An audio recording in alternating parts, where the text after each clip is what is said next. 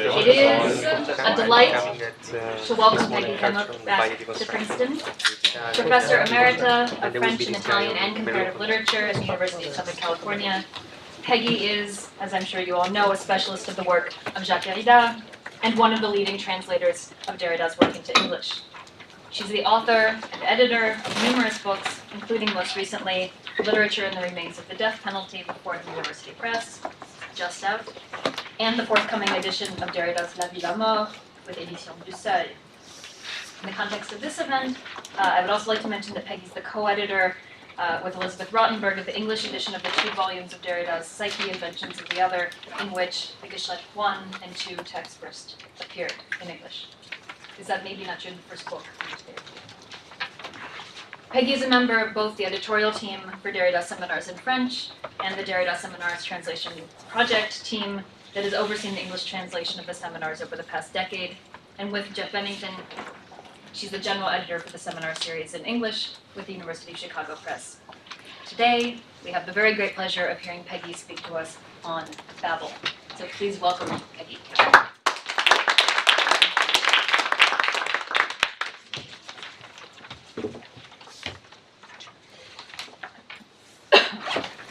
Thank you, Katie, and all the organizers of this event.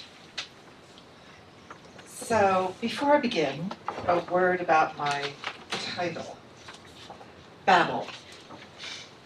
This derogatory noun, the OED's first definition, is foolish, incoherent, or excited talk, gabble, prattle, meaningless prating, empty rhetoric.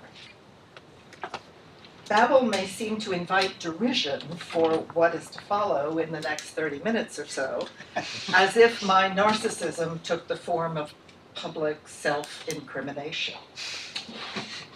But the term Babel could also stigmatize the speech of the foreigner, which reminds one of the way barbarian was supposedly derived from the nonsense that sounded in Greek ears like bar, bar, bar, whenever someone didn't speak Greek, or later Latin. It's not, however, Greek ears I'm about to offend, but German ones, since I will be pronouncing a number of German words, no doubt like a barbarian, for which I apologize in advance. Additionally, if you listen to NPR, and who doesn't, my title might call up ads you've heard for a downloadable language learning app called Babble, with a variation in spelling that is precisely spelled out in the tagline of the ads, which is B-A-B-B-E-O, Babble. This invention of a name hovers then between the standard spelling of the common noun, B-A-B-B-L-E, and the proper name Babel or Babel, as in the Tower of. I presume it is itself copyrighted as a proper name that by law cannot be expropriated, so I follow the ordinary spelling of a word that announces the reflection to follow on translation. Now, the last time I spoke at Princeton, and Katie just evoked that, it was likewise at the invitation of Katie Chenoweth. And although the title of that event in 2014 was Theory, Translation, University, I spoke only about translation. And no doubt that is one of the reasons I have resisted taking translation as the focus of these remarks again today, for it fosters the idea, at least here at Princeton, that I can't really talk about anything else. And yet the problem, the question, the issue, the challenge, the task, etc., of translation arose again and again, more and more to the surface of Geschlecht III as I negotiated its depths. But no doubt the prominence and persistence of that question in this text will not have escaped anyone. So not only am I repeating myself, but the topic is an obvious one. So I should just sit down now. Nevertheless, I persist. Derrida's texts often, indeed very often, prod or provoke issues of translation. They sometimes mark out translation as their principal theme, for example, in Détour de Babel, or What is a Relevant Translation that Daniel Hoffman Schwartz referred to this morning, or in another text, If There is Cause to Translate, in Right to Philosophy. But one could argue that, in an important sense, all Derrida's writing and teaching, since at least 1968 and Plato's Pharmacy, has been overseen, if I can put it like that, by the problem of translation, since at least the assertion made in Plato's Pharmacy that, and I quote, with this problem of translation, we will be dealing with nothing less than the passage into philosophy. Of grammatology is also laced with concerns about translation, and let's not forget that Derrida's first significant publication was a translation, preceded by his long introduction to Husserl's Origin of Geometry. Derrida does not comment there, surprisingly perhaps, on his own translation of Husserl beyond an initial note. There are no added translator's notes, although the translation does retain some of the original German in parentheses, of which one word is Menschentum, translated as humanity.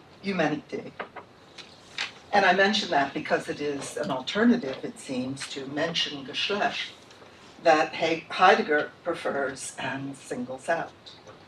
In the introduction, however, Derrida, this is the introduction to his translation, Derrida does point to a supposition implied by Husserl's transcendental phenomenology that, quote, however heterogeneous may be the essential structures of several constituted languages or cultures, translation is, in principle, an always possible task. Unquote.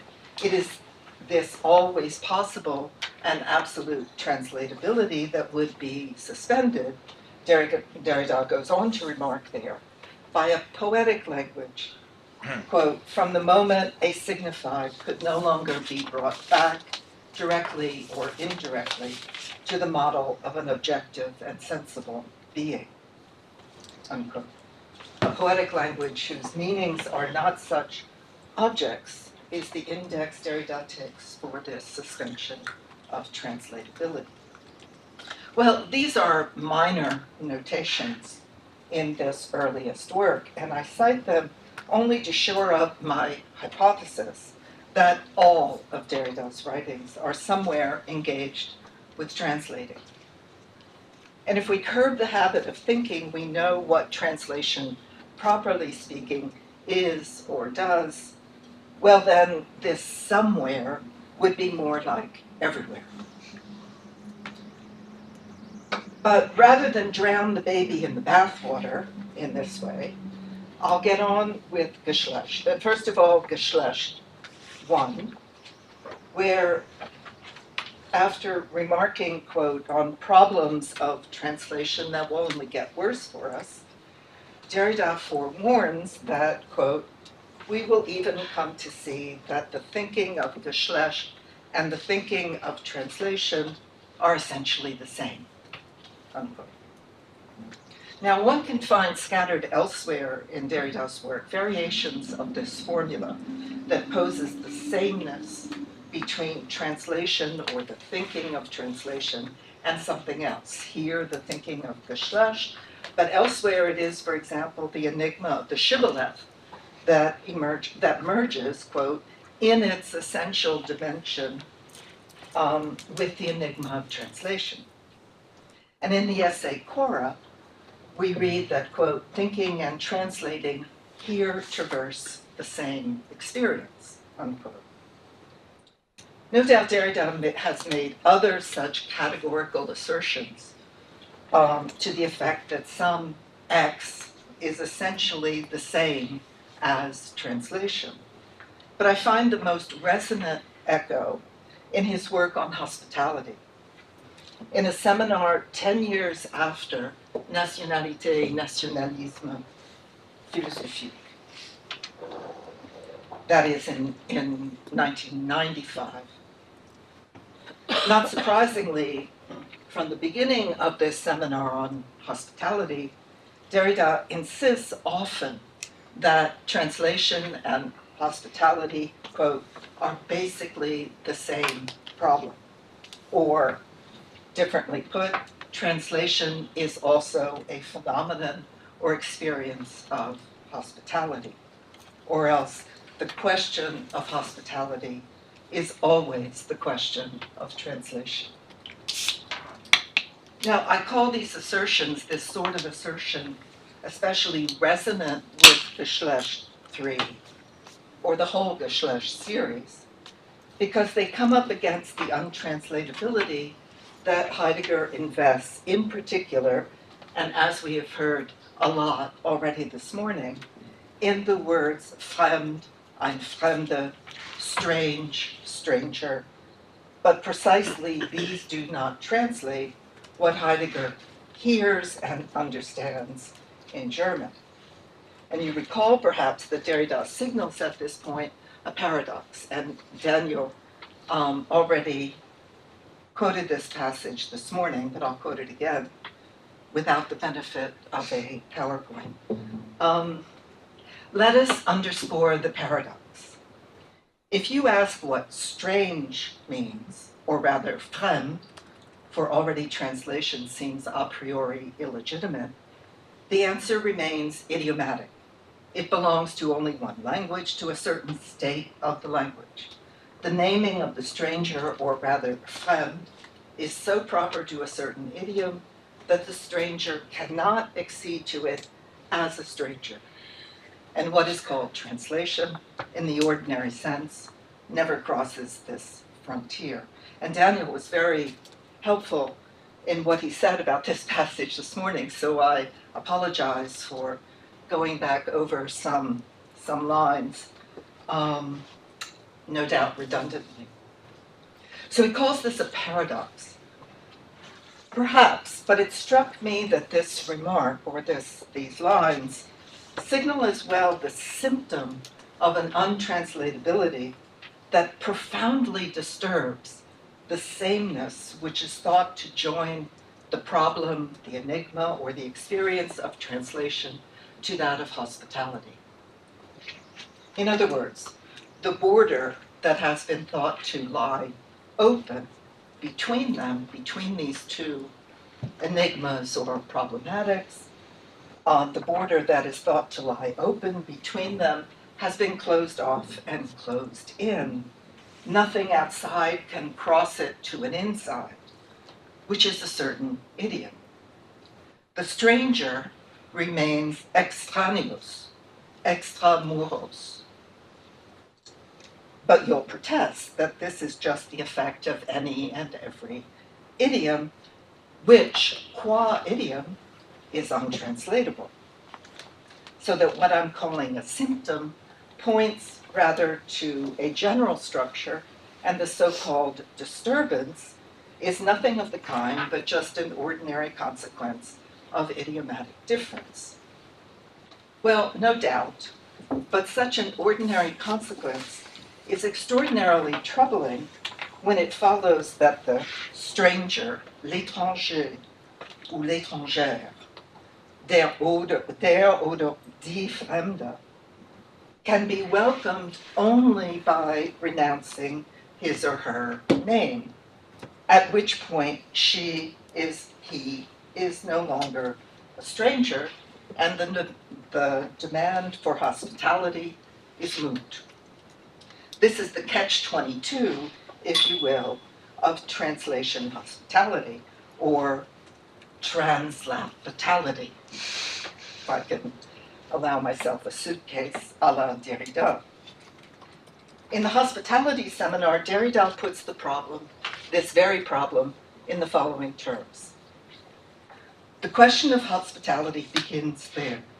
Should one ask the stranger to understand us, to speak our language, in all senses of this term, in all its possible extensions, before and in order to welcome him or her to our home.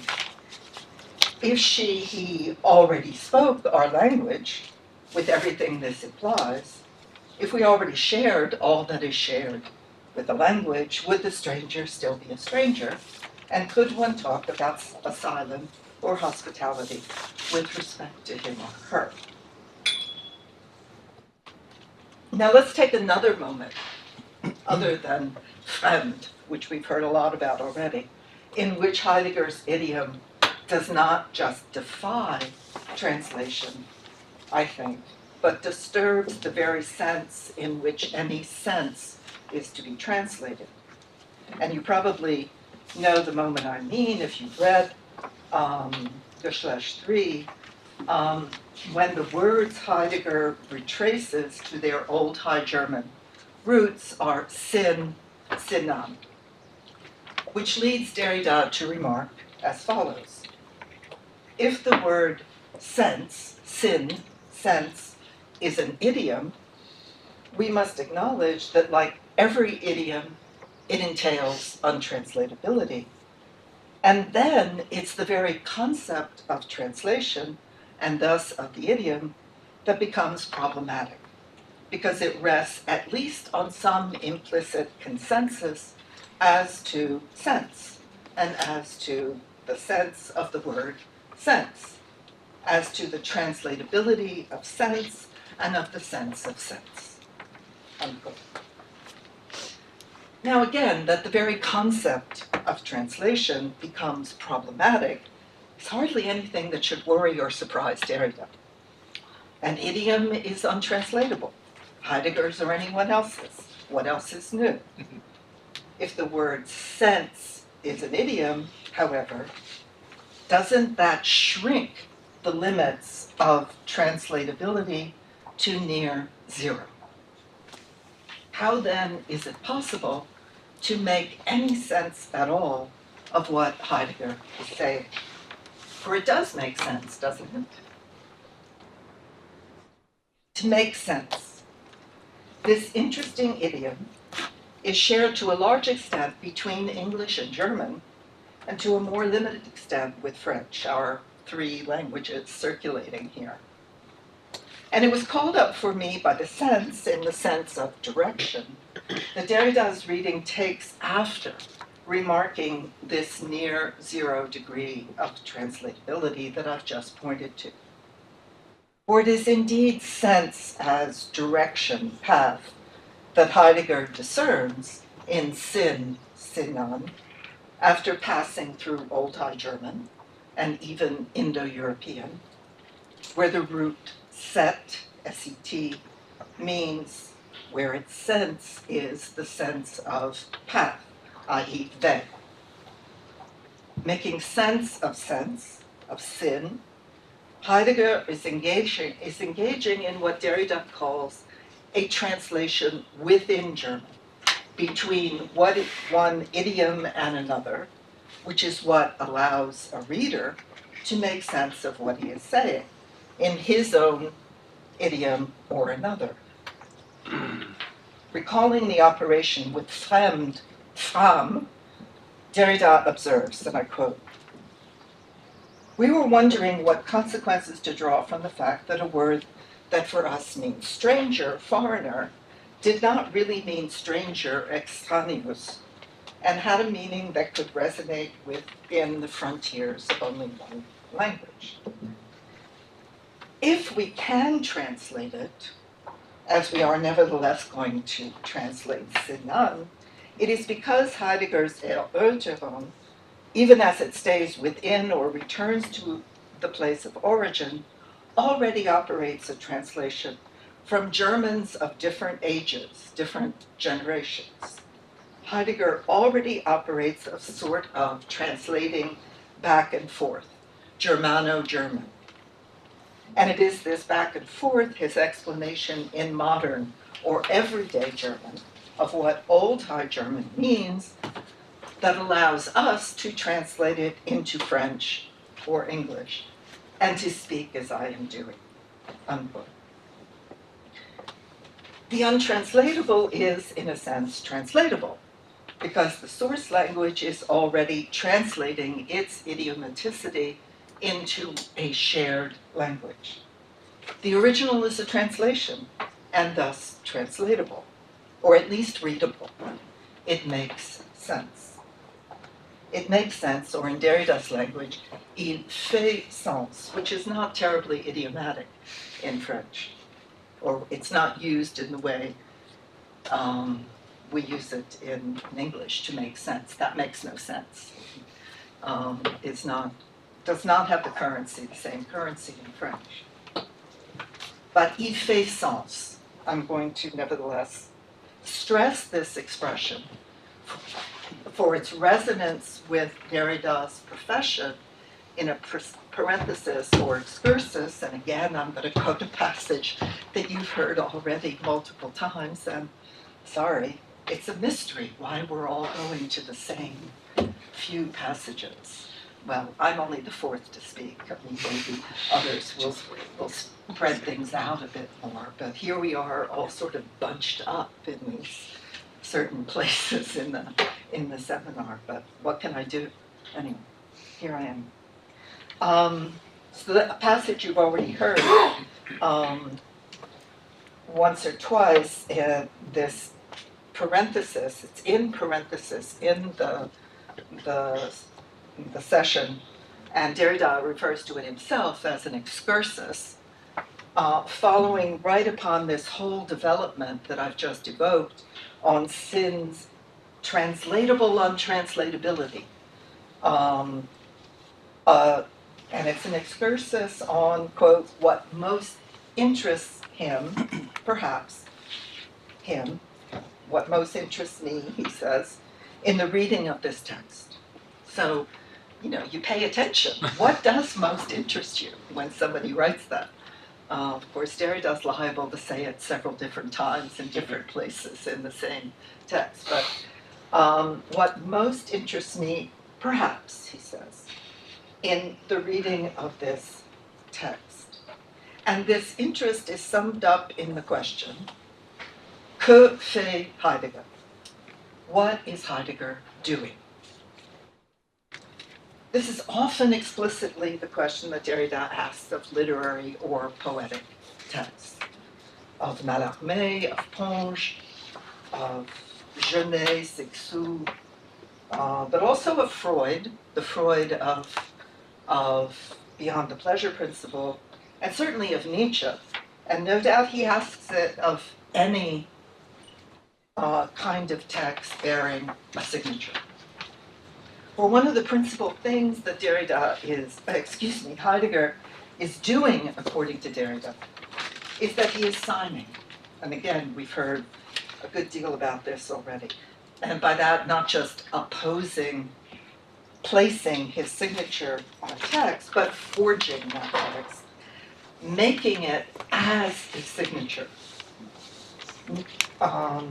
And in this regard, the passage through the translatable untranslatability of sin is exemplary, I think, of the sense being made, fait, by or as Heidegger's signature.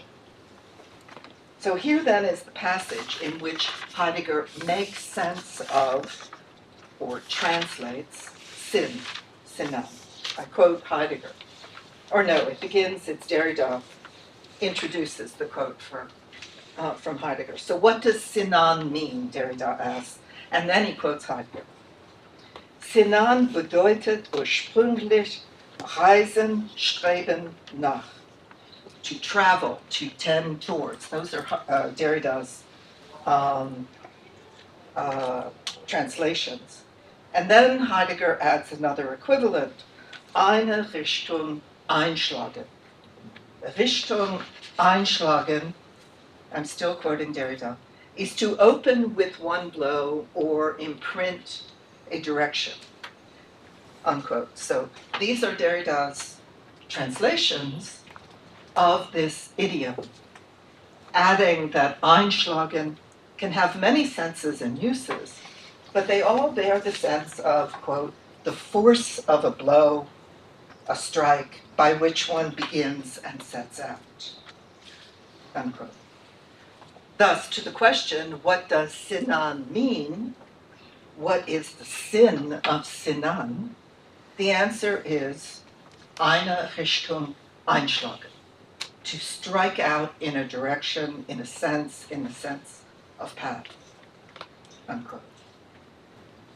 But if this passage is what I called exemplary, it is because Heidegger's translation doubles as a description of what he is doing right here. And again, I'm repeating things you've already heard. A description of what Heidegger, is doing right here, according to the pattern that Derrida discerns when he asks, what is Heidegger doing? Quote, he is speaking, I won't say of himself, Martin Heidegger, but surely of his own démarche. He speaks of himself in speaking of the other, unquote. So it is as if Heidegger strikes his signature with sense. It signs sense, or as sense, the sense that it makes and that it does. Later in the seminar, Derrida will interrogate again this striking signature, the Schlag with which Heidegger imprints the reading of Trakl. Reading the tautological phrase, this is Heidegger's phrase, der Schlag schlägt, which kind of illustrates that doubling I just mentioned. Derrida asks, but what is this blow? What is this strike doing? So once again, it's a question of what is it doing? Que fait donc ce coup? Que fait donc ce coup? And now I quote Derrida, the strike, contrary to what one might spontaneously imagine, does not come to sign or seal.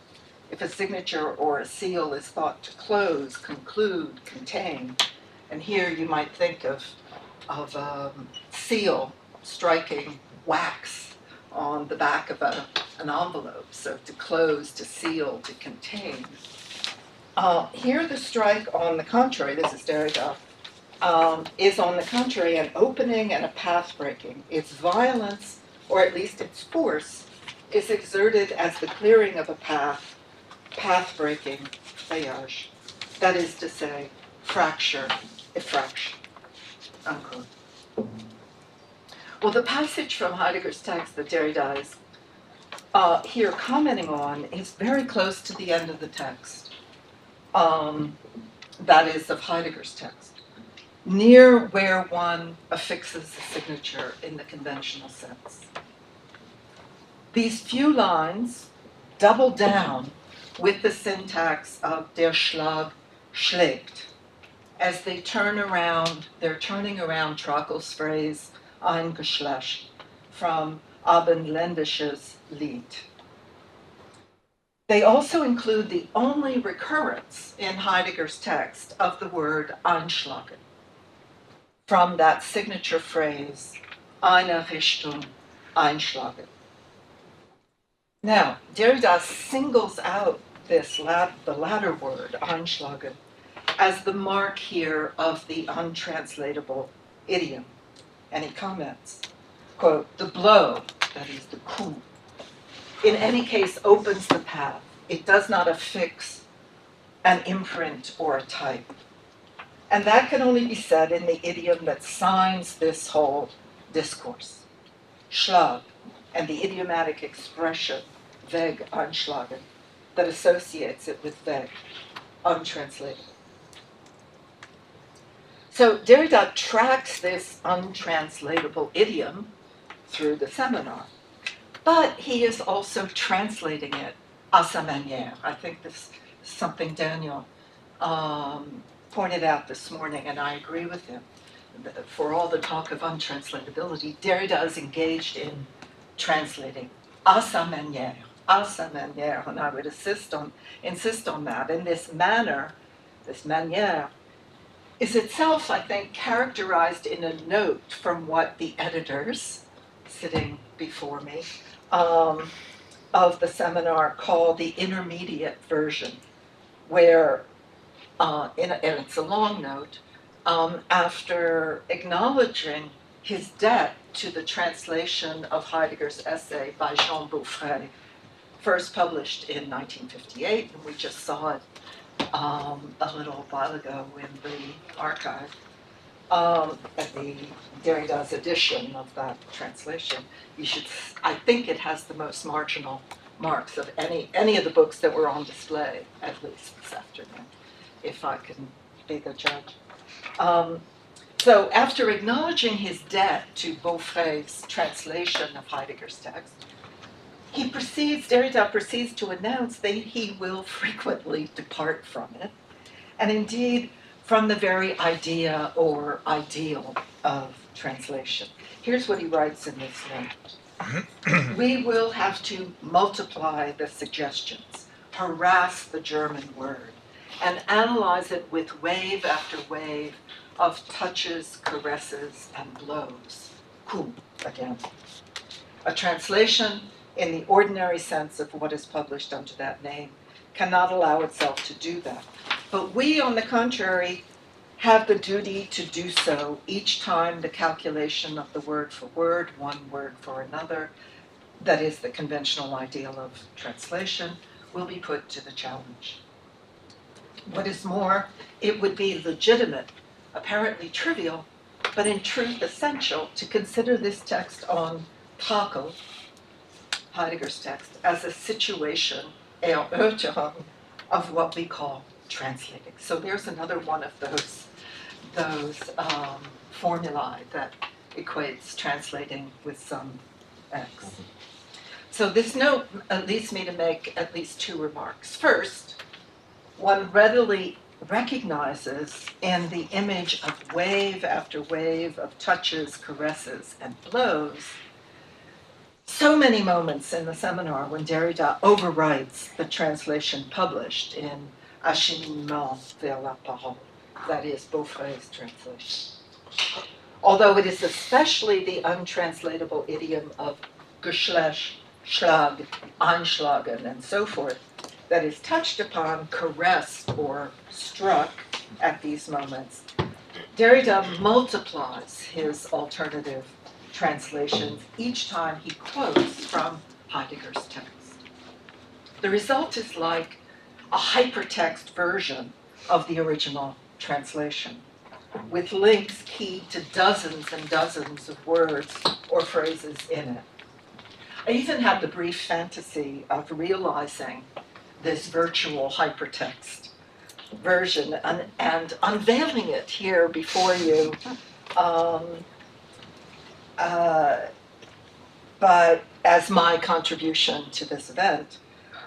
But each of you would have already seen that yourselves, read that, so I dropped the idea. The point is, however, the point would have been to show Derrida's persistent translation of the untranslatable idiom, which is untranslatable only according to the, quote, conventional ideal of translation, which of course we cannot do without.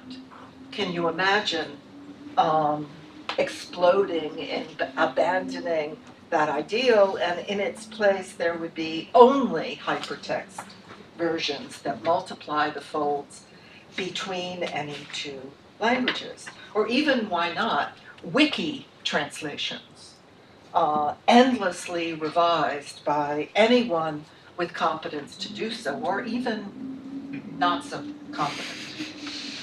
Well, I leave you to spin out this fantasy, and what will always derail it, I think, is not just the conventional ideal of translation, but the expectation put in place by the work to be translated. That is, by the shared conviction that it is a work and that it has to be translated as such in its integrity, with an enfolded multiplicity that does not disintegrate it, but on the other hand constitutes it as the untranslatable work that it is. It is the work that calls for translation, while its idiomaticity makes that impossible by the conventional measure of word for word, one word for one word. So that's a first remark. A second remark concerns the last line I just quoted, with its assertion, and I quote it again, that we should, quote, consider this text on Taco as a situation erörterung of what we call translating. Now this is at least similar to the formulation I began by quoting from Geschlecht I, which was that, quote, I remind you, the thinking of Geschlecht and thinking of translation are essentially the same. Now, if we take the two assertions seriously, then together they insist that whatever else it is saying or doing, Heidegger's text, no less than Derrida's, it is also situating, thinking, translating. It is translating. Translation is the program, if you will, always running in the background. But I also hear the two assertions aligning translation as something like a stake or at stake in Heidegger's text, as well as in this one that we are reading or trying to read, Geschlecht 1 through 3. But then how could translation be a stake or at stake? What does that even mean? And questions like these might take us to a point later in the seminar when Derrida discerns the nationalist threads of Heidegger's text woven into the Gespräch with the poet's Gedicht, an event that is possible, apparently, in only one language, German. In this figure of the unicity or uniqueness of one language which excludes all others, would not the condition of more than one language, the condition of translation, be at stake? Tell me what you think of translation and I will tell you who you are, wrote Heidegger famously in the seminar Hölderlin's hymn, the Easter. It's the last sentence of a short section titled A Remark Concerning Translation, with which Heidegger interrupts his own translation of the choral ode from Sophocles' Antigone. Well, so tell me what you think of translation and I'll tell you who you are. Imagine you replied to this offered exchange, tit for tat, you tell me, I'll tell you. Imagine you replied that you think translation is above all a not so proper name for what is also called reading, interpreting, commenting, paraphrasing, writing, speaking to and hearing another speak, and so many other kinds of act or event, both verbal and nonverbal even, because such an extension of the idea of translation beyond language proper is necessarily implied in this thinking. Now, if you said that is what you think of translation, would the teacher, because remember this is a seminar, would the teacher scoff and dismiss you? If so, then you will know he meant translation proper and properly speaking, and that this notion of the proper is at bottom key to what he, at any rate, thinks of translation. And yet, obviously, that is not so simply the case. For these pages from Heidegger's seminar on Hölderlin's Der Easter clearly say, I quote Heidegger here, that all translating must be interpreting, unquote. And then he adds, at the same time, the reverse is also true. Every interpretation and everything that stands in its service is a translating. In that case, translating does not only move between two different languages, but there is translating within one and the same language, unquote. So, translating is also interpreting and vice versa, the one being the properly improper sense of the other.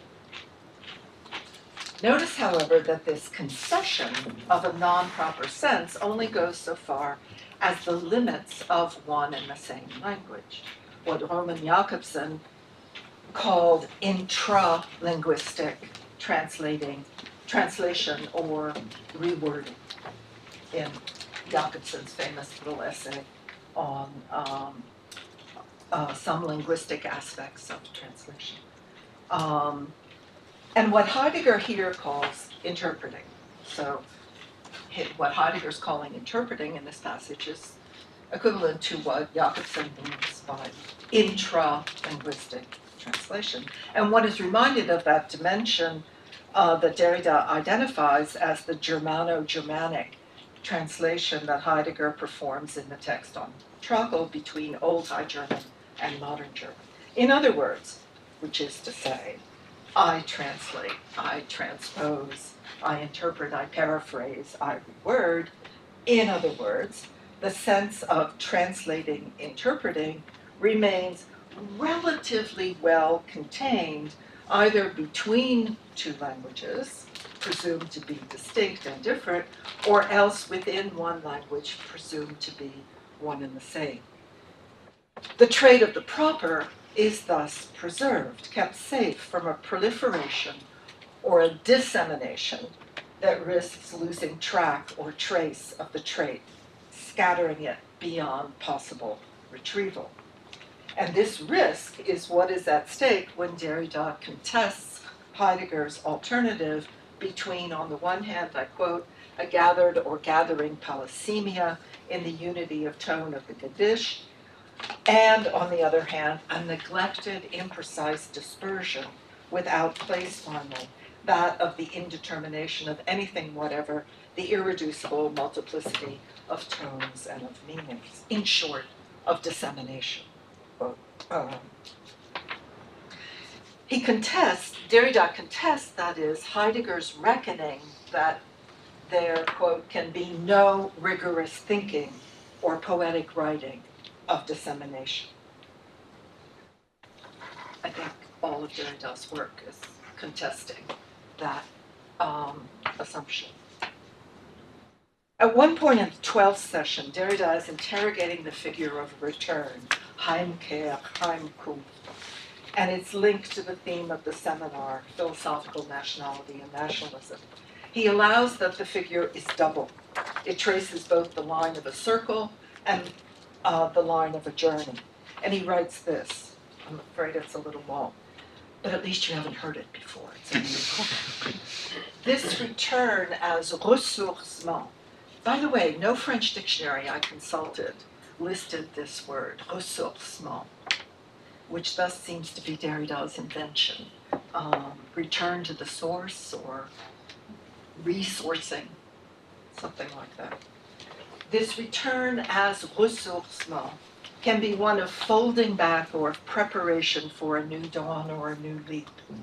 The line of the nationalist circle can, moreover, and it is not contradictory, fit or alternate with another line, that of the journey, of the path open toward adventure, path breaking, or of what strikes open a new via ruta, a new road toward a new habitat. And there, in the vicinity or movement of this other line, we have, instead of nostalgic return toward the originary habitat, colonial expansion, the future as adventure of culture or of colonization, of the cultivated and colonized habitat, starting from new roots. Now, I was reminded of this brief, very brief evocation of colonization and colonialism in Geschlecht III when I was recently rereading Derrida's Détour de Babel, which is an essay from 1980, early 80s, I'm sorry, I forget the date, but before Geschlecht III. So I was reminded of this evocation of colonialism when I was reading this other essay, which is principally a reading of Walter Benjamin's Task of the Translator. It begins, however, Détour de Babel begins with a very deconstructive exegesis of the story of Babel in Genesis. And I call it very deconstructive because on this reading, the story of the tower is the story of God's deconstruction in both senses of the genitive, God deconstructing and God deconstructed. And the point of the connection I made with Geschlecht III comes near the end of the interpretation, which is, of course, also a translation of the Genesis myth. And here, again, I apologize for quoting at some length. So this is from the Tour de Babel. In seeking to make a name for themselves, to found at the same time a universal tongue and a universal genealogy, the Semites want to make the world see reason. And this reason can signify simultaneously colonial violence, since they would thus universalize their idiom, and peaceful transparency of the human community. Conversely, when God imposes and opposes his name, he ruptures the rational transparency, but also interrupts the colonial violence or the linguistic imperialism. He destines them to translation. He subjects them to the law of translation, both necessary and impossible, with a blow of his translatable, untranslatable name. He delivers a universal reason. It will no longer be subject to the rule of a particular nation, but he simultaneously limits its very universality. Forbidden transparency, impossible univocity. End of quote. So this reference to colonial violence, you heard it in passing, which is what recalled for me the passage from Geschlecht III, is a little strange because, as you just heard, its mark is said to be the Semites' universalization of their idiom. But the story of the construction and deconstruction of the tower in Genesis, which Derrida has quoted from Genesis, begins, here I quote Genesis, and the whole earth was of one language and of one speech. Genesis 11:1. According to myth, then, there was already only one language, a universal one, which is why God's imposition of a confusion of tongues was a punishment. But it is also why Derrida's evocation of colonial violence as universalization of one idiom is strange. Unless he is pointing to a contradictory thread in the biblical myth itself, the kind of self-contradiction that betrays it as a mythic fabulation. For before posing that, quote, the whole earth knew only one language, the preceding chapter in Genesis, which traces the generations of the sons of Noah, Shem, Ham, and Jephthah after the flood, it's one of those chapters full of begats and begat and begat and begat, includes at least two mentions of multiple tongues, or lips, as these generations of descendants spread across the earth. For example, these are the sons of Shem, after their families, after their tongues, in their lands, after their nations. Genesis 10:31. So Derrida even quotes that very verse in his quotation of the story, although he does not draw attention to the contradiction between this mention of a plurality of tongues and the universality of one language, one speech, that according to the myth prevailed before God's deconstruction and imposition of his name, Babel.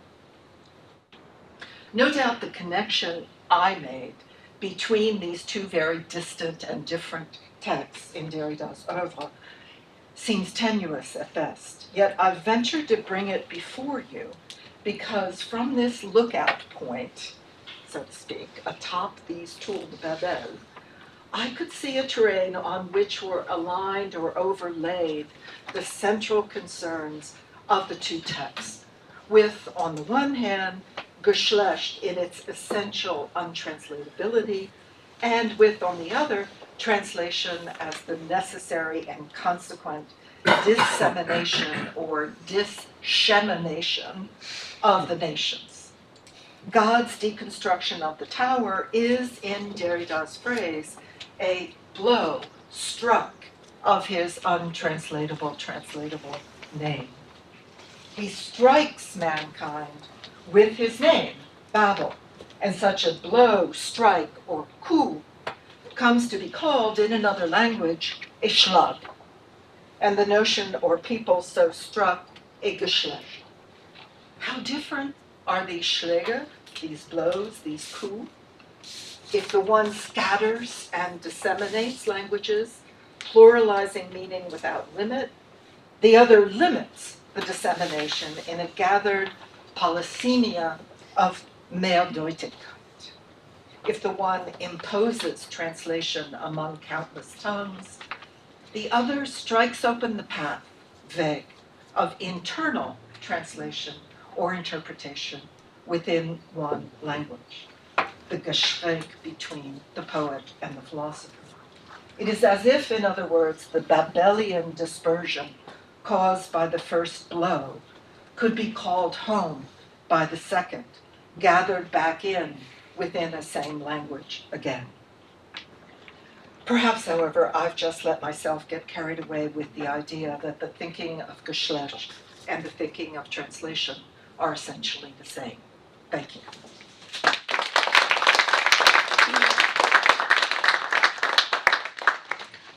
Peggy, I'm going to allow myself a first question or maybe slight comment. Yes, sorry. Maybe someone who knows better should correct me if I'm wrong, but I think the first place Détour de Babel appears is in that Mélange offert à Maurice de Gandillac, the French translator of Benjamin, which is in 85. This is... we remember it was actually in Difference in Translation, the Joseph Graham, and it may have been a contemporary. It's 85 sounds right. We heard it for earlier. That. I think. Pardon me? I think it was earlier. It's earlier. It's closer earlier. to 1980, 81. Yeah, it is. And He gave it in New York. Yeah, because he. Yeah, because no, you're right, and it was a conference in It was right on translation. on translation, Right. organized by Joseph Graham, and now published in that volume very soon after the conference, called Difference in Translation. Okay. But then, I mean, because he talks about de Gandillac a fair amount, since he's the translator of the Benjamin essay. So it served two purposes, at least.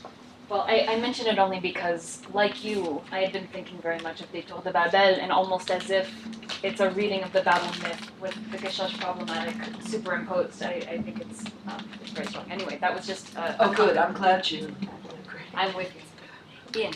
Thank you very much. It occurred to me during your talk that one might be able to read Heidegger's corpus as devoted largely, if not solely, to the problem of translation. That I don't find that surprising. Right, but I think the sense of translation might be different. It might not be about going from one language to another, but sort of transposing the listener or the audience into a certain experience.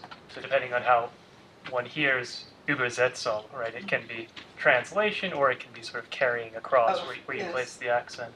And so I'm wondering about a sort of a possible response by Heidegger, and that might be what I'm after is actually to transpose the reader into a certain experience for which maybe language is important, but it's something that transcends any particular language and might transcend the problem of translatability. And so we can even see this in his reading of Trakl, where the soul is on the way to something, but that seems to be, it's on the way to what is already held in store for it. So it's not first forging the path, but rather there's already something there. So it seems like there might be a kind of linguistic zin that's sort of operative. And I just wonder about that kind of response to Derrida, that he's after a different type of translation. Well, I don't know that it's so different, first of all. Mm-hmm. I mean,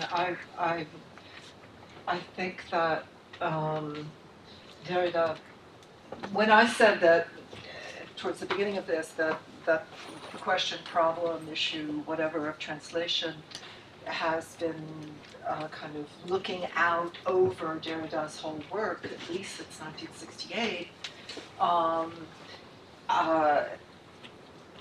would argue, and I don't think it would be hard to demonstrate, that he uses and understands translation And not just in its Right. linguistic sense, or in its kind of restricted linguistic sense, certainly. And no doubt that's at least in part influenced by Heidegger. So I don't think that's totally incompatible, but you know, I'm not enough of a Heideggerian, that's an understatement, to you know, cite other places in Heidegger's opus that would, and I know that, you know, going to that moment in the Hölderlin seminar, it's famous, right? Everybody knows that quote, "Tell me what you think of translation, I'll tell you who you are," is a kind of cheap shot, you know, because it certainly doesn't allow you to say what Heidegger himself thinks of translation, right, in general, although I sort of used it that way. But he does go on to say we don't just mean translating between two languages, but also within the same language. And I'm sure that there are many other places that the rest of you, the true Heideggerians, could point to where Heidegger indeed talks about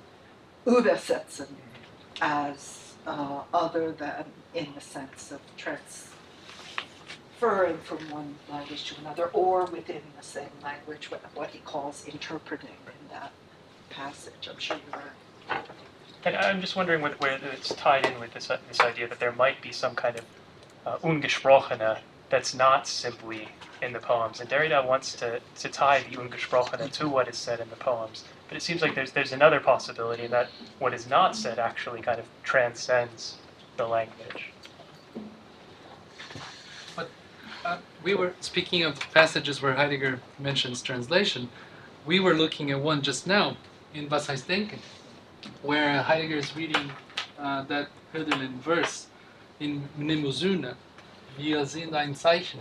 And Heidegger, very strikingly and quite powerfully, I think, reads that as wir sind nicht übersetzt, noch nicht übersetzt in die Sprache, in unserer Sprache. So we're not translated. This sign is not translated, not yet translated. He says in the language of our speaking, and I think that's Derrida's point, to say yes, you might talk about a silence that would transcend any language, but it looks as though the Unterwegs zur Sprache is always a matter of noch nicht.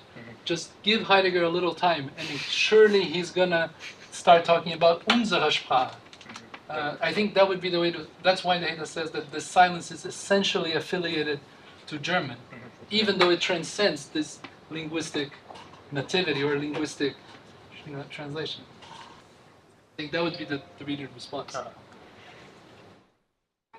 With respect to idiom, Wilfred Bion has this idea of attacks on linking in psychoanalysis. Bion, the psychoanalyst, he has this idea of attacks on linking.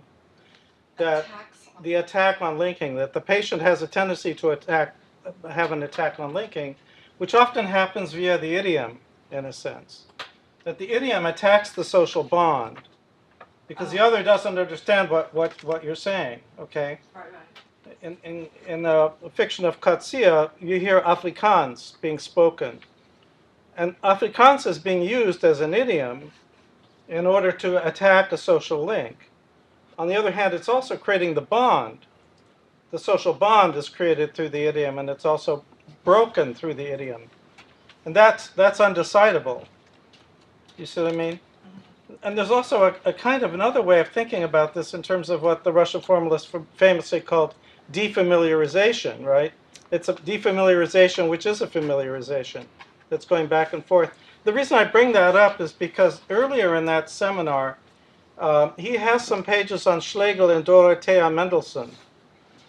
And he's quoting Schlegel, and he's really looking at how he approaches Dorothea. In other words, there seems to be this idea that his thinking, their thoughts should be translatable into one another. But of course, she's Jewish, so it's not. Right? And I think this is another kind of dimension of the social in this seminar.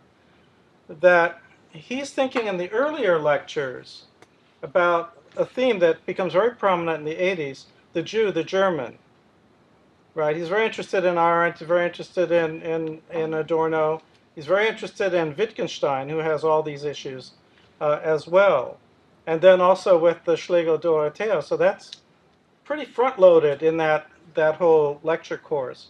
But the question there is whether the one can translate into the other. Right? Are the Jew and the German interchangeable, or is there a fundamental kind of defamiliarization that is there, and is that somehow or another expressed idiomatically? And I'm thinking a bit about Derrida too, of course, being French and German and Jewish, and Heidegger not, and so I'm wondering about those aspects of the whole course. Well, Herman, I'm sure that you have the resources yourself to kind of unearth that. But what came to mind as I was listening to you is the fact that, indeed, in different texts, Derrida uses the term idiom differently, I think. Or at least it has a different extension, I would say, than we find in Geschlecht III, where it kind of lines up with national idiom, or idiom of a language, and they're almost interchangeable, one language, one idiom. Whereas I think elsewhere, and in many other places, Derrida would use the idiom in a far more singularizing sense of idiom. That is, an idiom that is particular to one speaker or writer or thinker. And I'm thinking in particular of monolingualism of the other. And He calls that the idiom of idiom.